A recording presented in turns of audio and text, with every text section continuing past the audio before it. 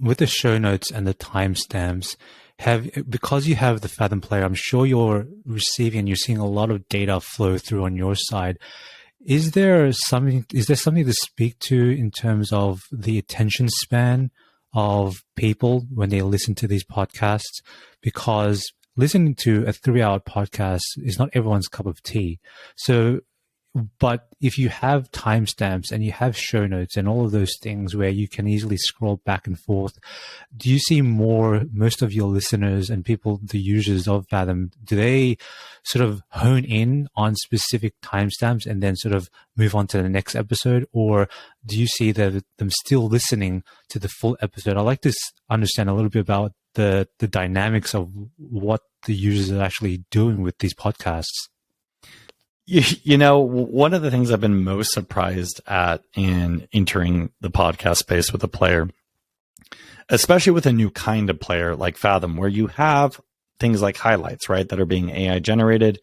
You've got chapters, you have a full transcript that you can read through and then jump to a certain spot, is that everybody's different. Everybody has a different listening style. You know, you'll have people that literally will listen to a 3-hour episode front to back, nonstop.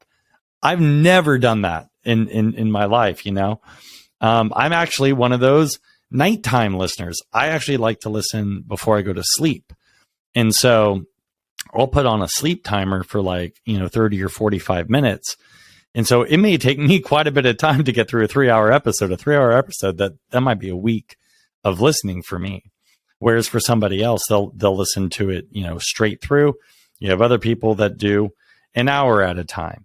And now with things like chapter generation, or there have been some podcasters, right, that will chapterize their content. It's about 3%. But in general, there's a lot that don't. So what happens, or how does having chapters fundamentally change people's behavior, right? When now the top 1,000 podcasts, or the top, processing about 5,000 or 6,000 podcasts now at this point. But chapter generation, I think, only applies to about 2,000 or 2,500. What happens when people have access to these things? And what happens is what you'd expect. People will scroll through, they'll jump to a chapter that interests them. But the way that Fathom, and I think some initial responses from podcasters would be like, well, I don't want that. I want them listening to all of my content, right? Including the ads at the beginning, right? So, but ultimately what we find is just a higher overall level of engagement with a podcaster's content in general. And when you have those chapters, it makes it easier for the AI to extract highlights to play to people during a discovery process.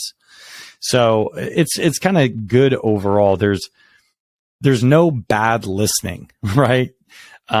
Because today they may only have 7 minutes to listen to that one chapter that they really like, but then you publish your next episode and it's on a topic that's extremely relevant to them. And then you find that they listen to the whole thing.